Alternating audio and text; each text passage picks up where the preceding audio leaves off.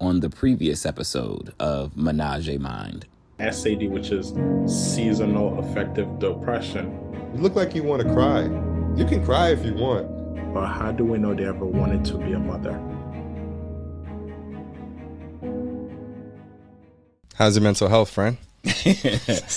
You know, it's actually pretty well to start the year because you never know how your mental health is going to be, I think, going into a new year.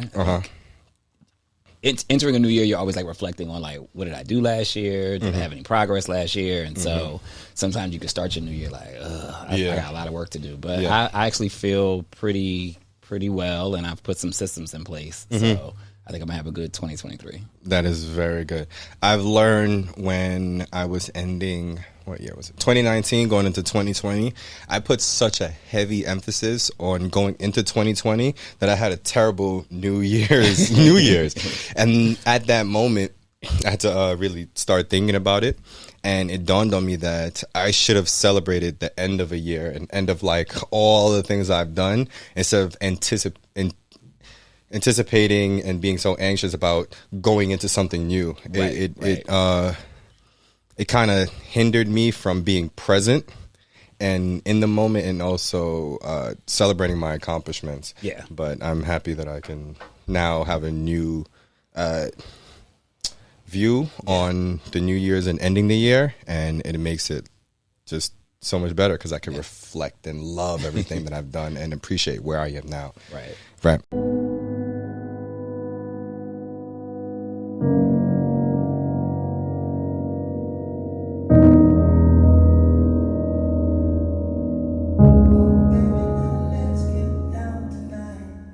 I want to welcome my friend, and the reason why I'm going to be very short on your accomplishments, and I hope that you could pick it up, is because as my friend, I don't know how to introduce you because I see you as this. I do see you as the star and status that you're at because of all you accomplished. But for me, it's like, no, this is my friend, and my friend does stuff. So this is my friend George Johnson, activist, writer, and what else, friend? Oh, the list. New teeth holder. New teeth holder, right. New veneer set. New York Times bestselling author of All Boys Aren't Blue. Also have a second book called We Are Not Broken, which just came out in paperback yesterday. Go get that. An executive producer. So I have some television and film stuff that I'm also doing. I guess accolade-wise, I was on the Root 100's most influential African Americans this year. Was on the Time 100 next most influential people in the world list this year. So yeah, I really just be out here advocate because activist, I don't know. Sometimes I'm like, but advocate, definitely an advocate for a lot of different people. Activist is like, I'll risk my life for this shit, son. I mean, no, just trust me. There's some things I risk my life for because, I mean, even having to fight the book bans, I'm risking my life every time I go out in public against conservatives. But yeah, sometimes the activist moniker, like I feel like that's a title that's placed upon you, which is cool. But I'm just an advocate. I like to advocate. Yeah, you know, once you stick up for one queer person, you're an activist now. I don't know. Maybe. All right. So before we start and get into the podcast today, would you like to lead us off with a chant? And a chant, just a word to like bring peace and bring power to today's episode. Sure. I guess my word is undeniable. Undeniable. You're not gonna do it with me? Okay, I'll do it with you. Undeniable. Yeah, it feels good, doesn't it? All right, before we even get into talking to anything, I do want to tell you thank you. I've been meaning to actually text you thank you, but I'm happy that I could tell you in person because anytime I start a fucking podcast, you are the one person I'm going to ask, hey, what do you think about this? And you don't give me a bunch of responses. It's literally one response, and then I go back and restructure the whole thing. So to let you know once more, because I hit you up, tell you about Ménage À Mind, which at the time it was called the Sexual Healing Podcast. I remember, and I had some issues with some of the thoughts, and I sent my task list of what my concerns were. Yeah, so thank you, because of course always, because of you and other people that I asked for their advice, you are always a big part of how I put together and my creativity comes together, because your criticism is straightforward, but it's powerful, and it doesn't feel like, niggas feel hate anytime you get criticism. I wish everybody received it that way from me. But, Yeah. So I appreciate that. thank you, and I appreciate that also. Another thing that I wanted to say, right? I have so much to say to you. I feel like I haven't seen my friend in a while. That I watched the Best Man series, and oh my God, I think I'm going to do so much better with your pronoun. Because one of my friends actually wrote on the series. Yeah, so, he had probably had you in mind. Shout out to James Bland. He actually was a writer on the series. Yeah, that's fine. I wanted to tell you that. I was like, oh, this reminds me of my friend. It was they. I was like, okay, great. Yeah. So, I wanted to talk about my inner child. Okay. And the reason why we're talking about my inner child, because I'm in therapy. Congrats. To me, of course. Yes. And within my time in therapy, something that came up was my inner child.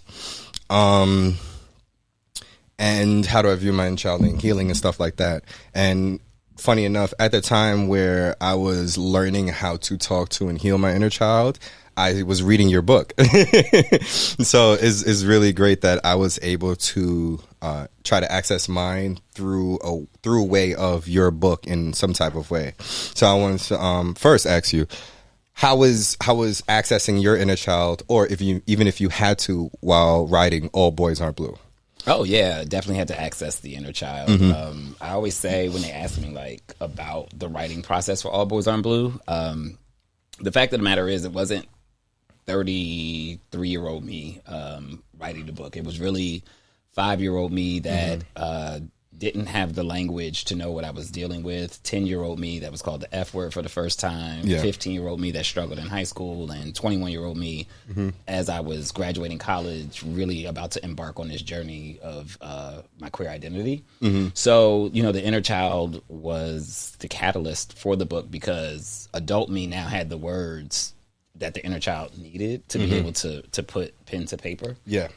So it can always be tough to access those feelings, because sometimes we think we're past those feelings, and then in writing the book, I realized that I had suppressed a lot of what I thought I had healed, and so the book in many ways was cathartic. Yeah, and it helped all of the different versions of me to get to where I am today. Oh, that's beautiful. What does, if you close your eyes and like try to access your inner child, like what does it look like? The reason why I ask this is because for me, I couldn't see my inner child actually. Anytime before somewhere around the age 16 to 14, right? Anything younger than that is hard for me to see. All I see is like this black, dark spot. And I've gone through so much when I was a kid, to the point that I blacked it all out. Okay. Or put it to a part of my memory that I felt like, oh, this is not healthy for me, or this is not a good memory, so I don't want to think about it. To the point where it got to the point that I forgot most of my childhood. And it's not until I think about something traumatic that I can access those memories. So now all I see is like this dark spot, and it's just me as a child, like sitting in the darkness. Yeah. So that's what I was asking. Is there like a visual that you see when it's trying to access your inner child? Yeah, it's always me in kindergarten. Like I remember, I have a lot of kindergarten, first grade memories. And so I think that the thing was, like, I was a pretty happy kid. Yeah. So even with the trauma that happened to me at the age of 5, when I had my teeth kicked out when we got jumped walking home from school, on the football field. We had passed the field, and we were. I was trying to make sure you know that I read the book. Yes, we were past the field, almost at my grandmother's house. But yeah, I still remember a lot of the happy memories. Like my inner child memory is not, like, that's not the top memory for me. Like there are other memories that trump that memory, but that was, I think, like the first time that I could remember what trauma felt like. Yeah. So that's a memory that is there, but I think it's like the one that's like, oh, this one's gonna stick with me. Yeah, that's the one that stuck with me for the longest until I rectified it a couple weeks ago. And so, so you went back and beat up them boys. Well, they did that. My cousins beat them up that next week. That's why they got suspended for school. And my uncle Roye beat up the boy's father. Yes. At the school. And so but I rectified it because I got my teeth done. And so now it's funny, like since I've had them done, I don't think about it as much. And so I know that it was a journey that I needed to do this for myself. So and that right there is an amazing part of it, because you want to have something that you don't have to always constantly think about. Right. So to have something always on your mind connected to this trauma, and now people would think like, oh, you got your teeth done. Now I love showing my teeth. It's like, no, now I just have one less thing to worry about. And I don't think about my teeth as much. Go ahead, smile on the camera. You know you want to. They're done. Mini leaks. Yeah. So, how is that feeling of doing something that can not specifically directly heal your trauma? Right. Right.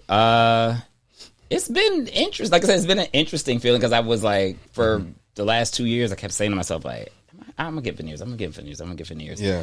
Then I finally was like, all right, I'm really going to do it. Like, I'm tired of, like, looking at pictures and always like, oh, should I smile today? Oh, I don't want to smile today. Like, I was like, I just got to a point where it was like, I just have to do this. And so it has been healing in many ways, because literally I don't think about it anymore. Like, I don't wake up and look and practice my smile and like, oh, well, let me get it from this angle, or because I don't want this, because, oh, this tooth look chipped, or I don't like how this, I literally do not think about all of that stuff anymore. And so, it is interesting, like when you're able to rectify a thing. And I think it also, I guess on the flip side, kind of reminded me of the cost of healing, right? Because it's like I was afforded the opportunity, or I have the opportunity to afford something like this, but I think about how many people who may have similar traumas that they can't just afford to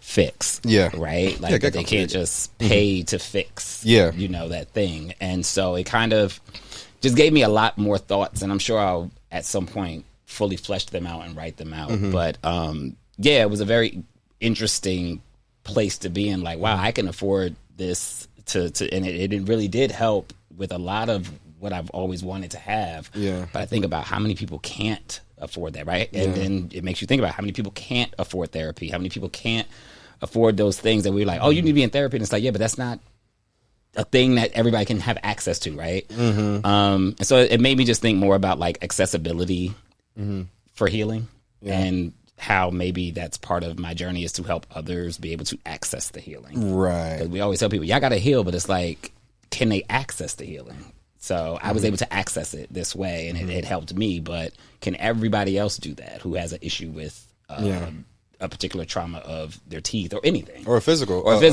physical trauma, right? Or something they want to fix, right? A scar they want to cover, or anything, you know? So it's so interesting because when you say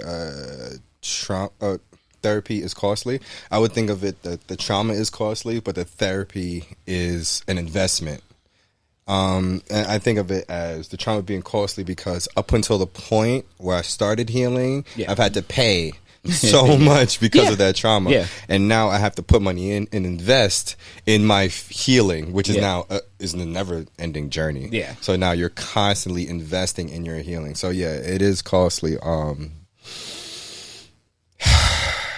It is costly either way. It is what it is. It just costs, And so, but again, that's why I'm glad that there are platforms that now are giving access to therapy and access to, and I even see like where dentists, do like free smile makeovers and things. And I don't think we recognize like those type of things are they really do heal people. Yeah. And so it's like, it just makes me think about like, what are those things that I can do in the future when I have more capital or access to be able to help people. Yeah, because I definitely want higher cheekbones. Do what? How are your cheekbones? I want to model his face. Here you go. I wonder if I could tell a plastic surgeon, hey, niggas punched me in my face. Fuck on my cheekbones. I'm like, here you go. Did you get the your first smile compliment yet?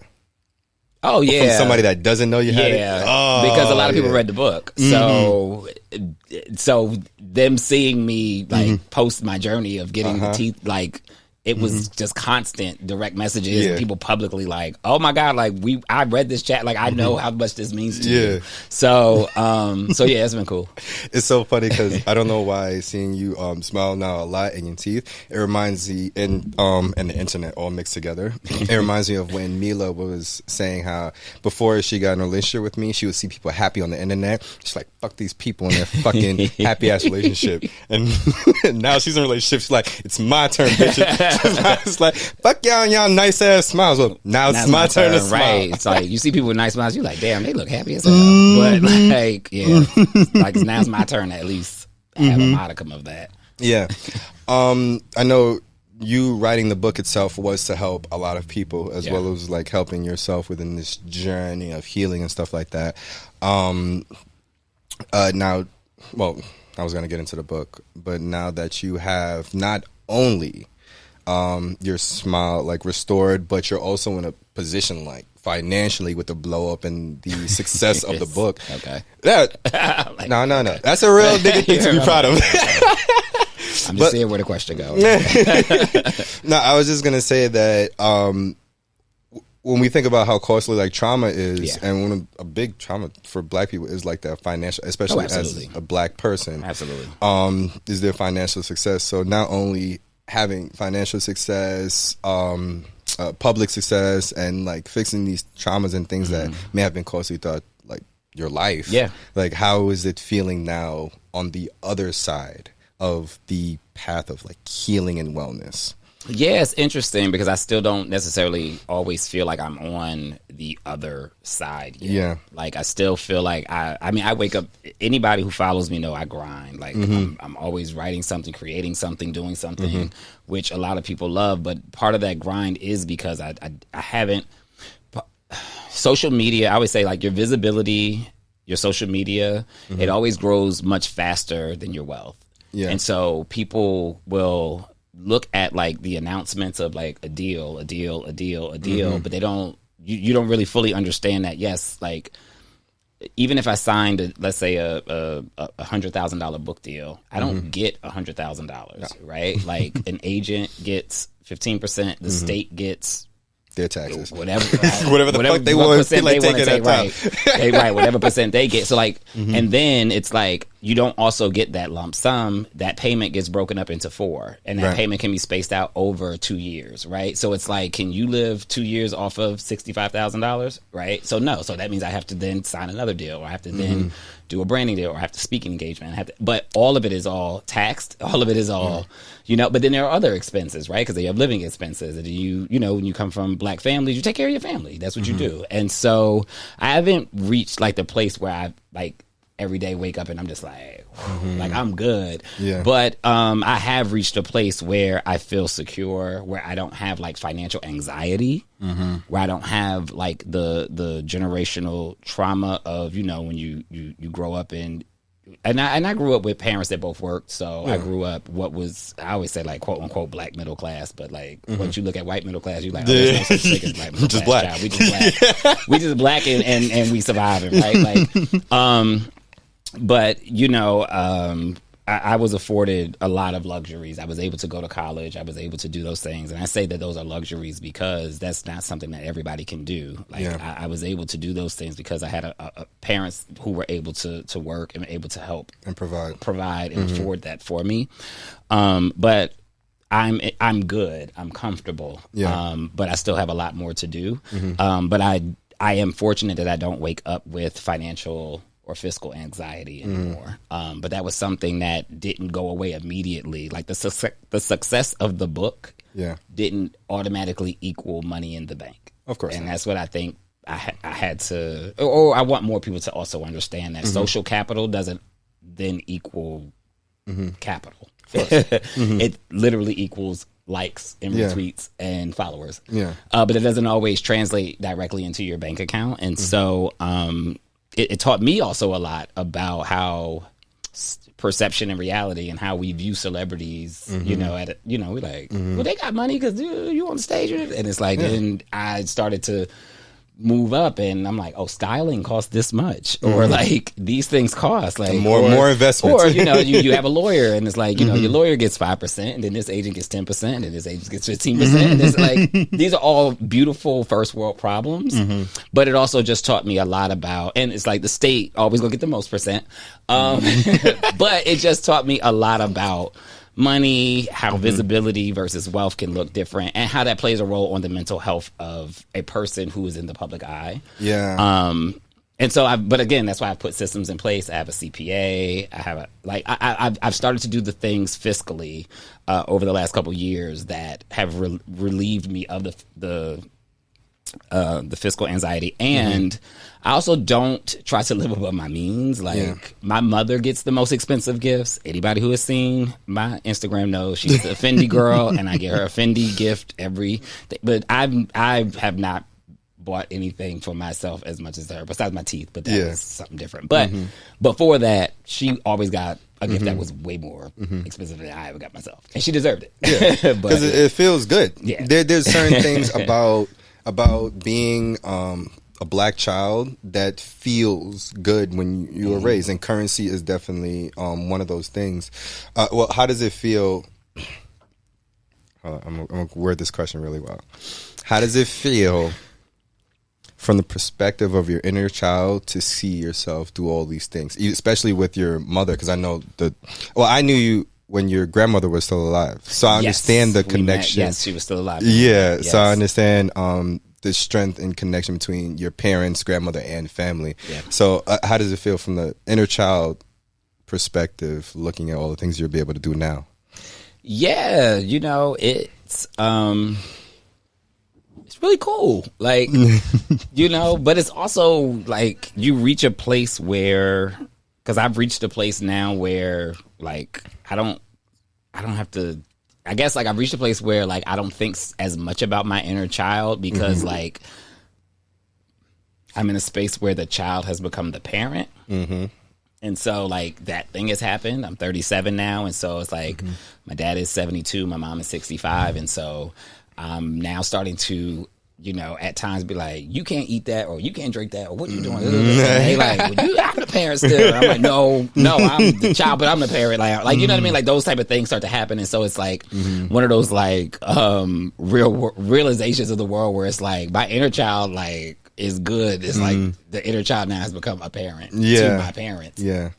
Who are the parents of the child. So I think it's like that's like the full circle thing that's starting to happen now. So it's like they do say you become a child twice. So I could see physically where you become a child twice, where you're a child, you become an adult, and you get older, and it's like fuck all this. I'm just gonna do this. Like, and then somebody has to take care of you, right?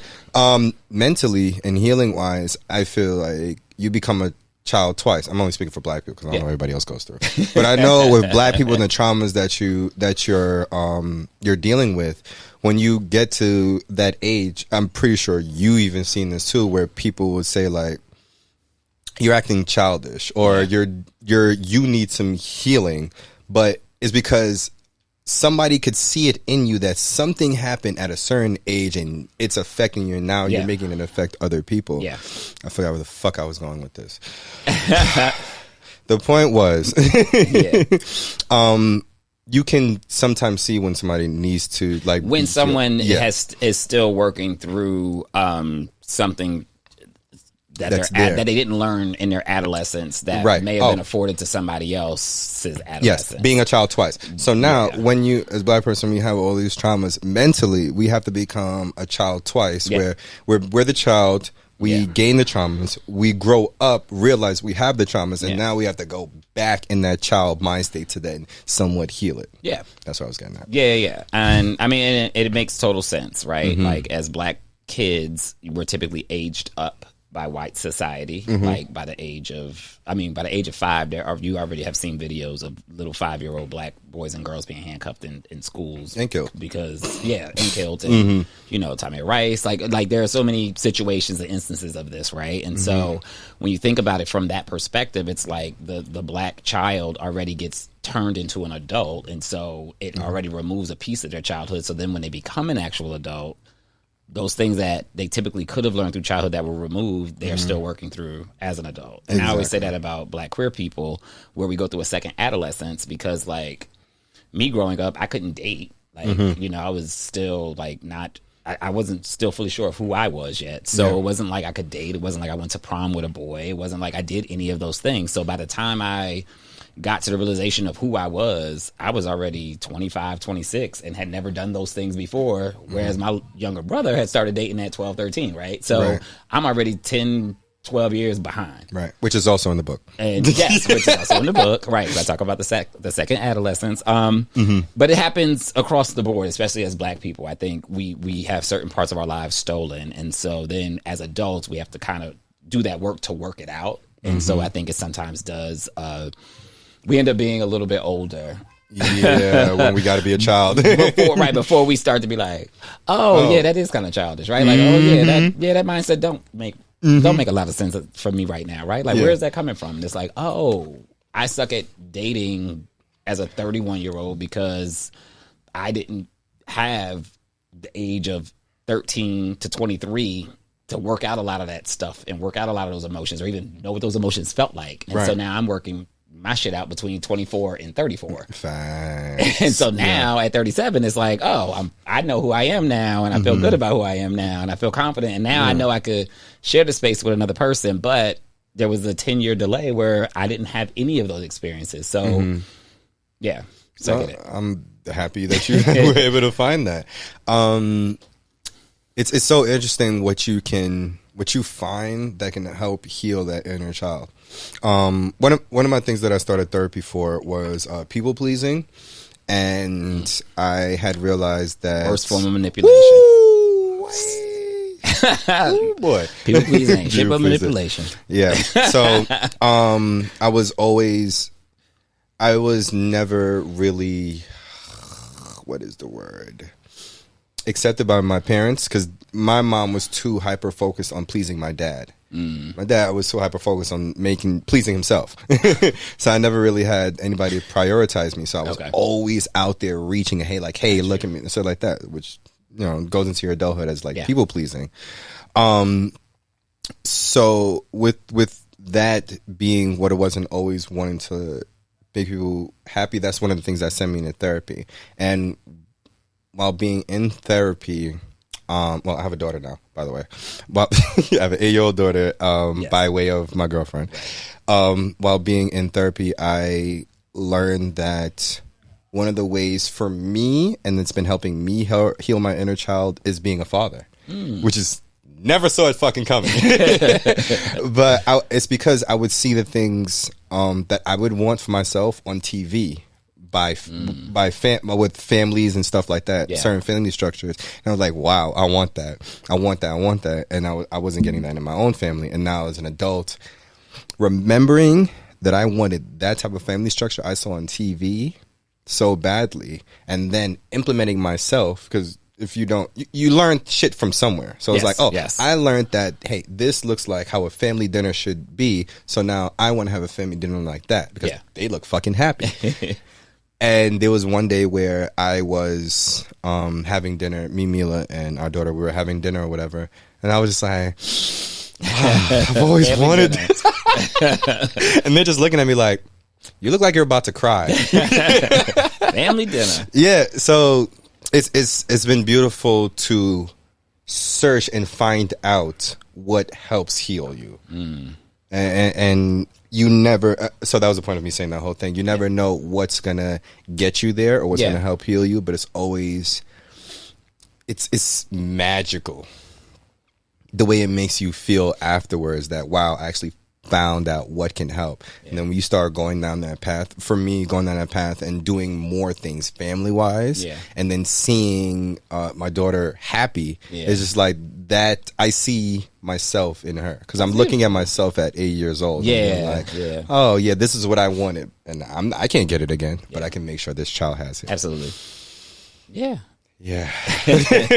So that's been the journey of healing, wellness, and therapy for me, and I'm happy to see yours. I'm always happy to see everyone's, because you never know what it's going to look like. You don't. You never know what you're going to invest, or you never know how your investment is going to pay back to you. Yeah. So it's like I can go to therapy, I can go to retreats, I can do all these things, but I never know which one is actually going to come back and be like, hey, look at yourself as a 3-year-old dinosaur. Yeah. That's what helps you. It's like you never know. So you never know when a healing moment is going to come, but I think you just have to be open to healing. Yeah. Or else it doesn't come. Right. So, So to see, to read the book, in a space where I feel like I'm in the parallel space with where the book is being written, and to finish it and then go online to see that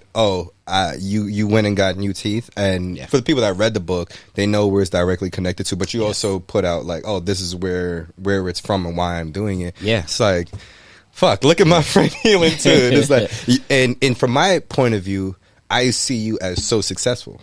Which, humbly, if you are or not, you are very successful. I would never say where I'm you not. are. Right? Okay. Yes, So I see you as very successful, and even seeing you at that level and still doing things constantly. It's like healing can come at any point, at any level, at any time. Yeah. So I love. And I also just want to make sure I put it out there, because I know if I don't, and somebody here, they're gonna be like, but also, it's like, yes, but also, there is a desirability politic about teeth. Right. You know, straightness of teeth, and about how teeth look, and about if they're white or if they're yellow or if that too. So I'm not gonna sit and like pretend like there wasn't also like vanity reasons for my teeth, of course, but there's a primary reason. But there was a primary reason, Yeah. which a lot of people knew about. But then there was also other things too. It was just like I wanted to do it for me. So I did it for me. Of course. Of course. And trust me. But we also just always want to acknowledge desirability, politics, and vanity also play a major role in the systems of pressures that most of us deal with. So I have come to learn that there is nothing wrong with my vanity. There's been times where people have made me feel bad because I've been vain about like the people that I want to interact with, or the women I date, and I'm just like, nah, that's my boundary. It's not my vanity. It's more so my boundary. Like, this is where I am okay with living my type of life. Yeah. And just like you said, and there might be a vanity aspect, but still, it's one less thing to worry about. Yeah. Like, my trauma is that thing that bothered me. Yeah. This bothers me. This bothered me because it also makes not about because society makes it a thing also. Yeah.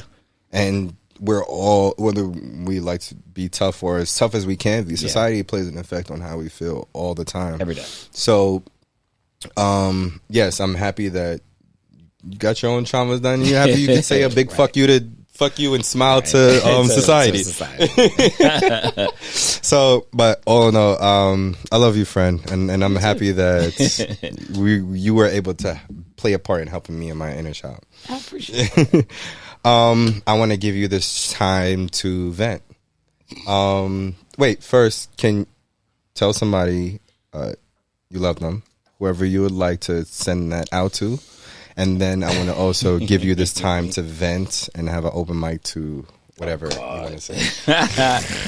Tell somebody that I love them. You know what? I'm actually going to tell my father that I love you. It has been 2022 was a tough year because we did lose my older brother and your oldest child, your oldest son. And I just want to remind you that you were and are a great father. And,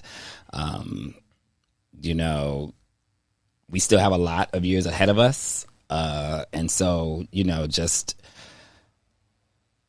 it's okay to feel bad about, the fact that he's gone, because I also feel bad about the fact that he's gone too. But just remember that I'm still here, and Garrett is still here, and Tanya's here, and Baby G is here, and Michaela, and Brittany, and Nasir, and I'm not going to remember everybody's names because it's a whole lot of kids now.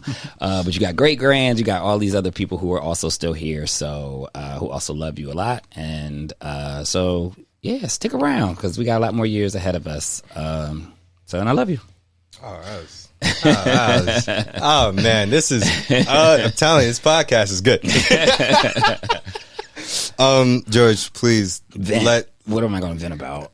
You just Let me did just do it. I didn't know if that was the love or the vent or whatever. Do you have? I don't think I have a lot to vent about. The conservatives suck. They're trying to ban books. They're trying to remove curriculum. Fuck them. We're going to keep writing. Black authors are going to keep telling the stories. Black queer authors are going to keep telling the stories. Oh, yes. Can you add this to your event also? What is it about your book at being a memoir being banned? Yeah, so my book is being banned because I do talk about sex and my first sexual experiences as a Black queer person. And so they felt that they were too graphic for high schoolers. And I want to be very clear, for high schoolers to learn about, although I was a high schooler who sat at lunch tables and talked about many of the same things that are in my book, if not even in more detail. So I think that there is a purity complex that white folks have around their children that make them think that their children are these angels who have never heard about sex and who are abstaining from it. When the reality is, teenagers, if they wanted to look at sex, find sex, discuss sex, they have cell phones.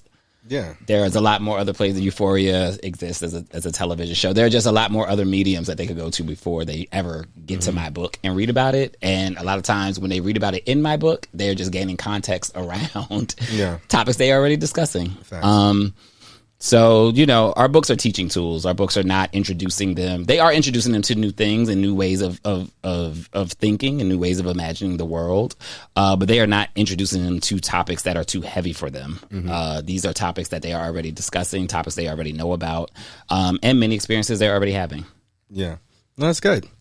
Give us an outro, my friend. Tell the people where they can find you. Oh, sure. Where can you find me? I am GM Johnson on Twitter, if it makes it another couple weeks. But if it doesn't make it another couple weeks, that's the same username. I am GM Johnson on TikTok. I am GM Johnson on Instagram. And it is George Matthew Johnson on Facebook, because you got to put all your names on Facebook, because some people in my family do not know me by George. They only know me by Matthew. So I have to put all three names. I think that's the only place you can find me. Yeah. And in the streets. And in the... You finally outside more now? No, not in the streets. But I do a lot of speaking engagements, so just keep up. Yeah. And my website is imgmjohnson.com. Oh, how many books? What are the books? First book is All Boys Aren't Blue, the New York Times bestseller in 5 different languages.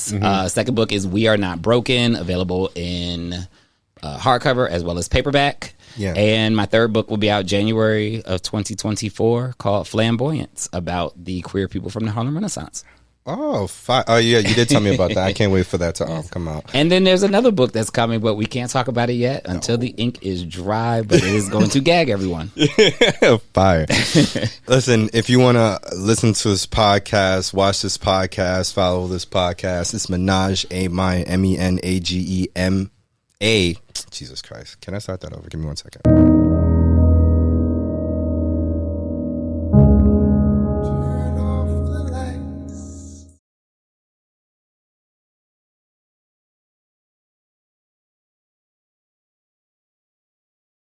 On the next episode of Ménage À Mind. My mom kicks me out at the age of 18 years old. Are you exactly who you say you are? I want us to all feel like winners, and I want us to all feel like we're in this and we're all like... This is you taking care of everybody else.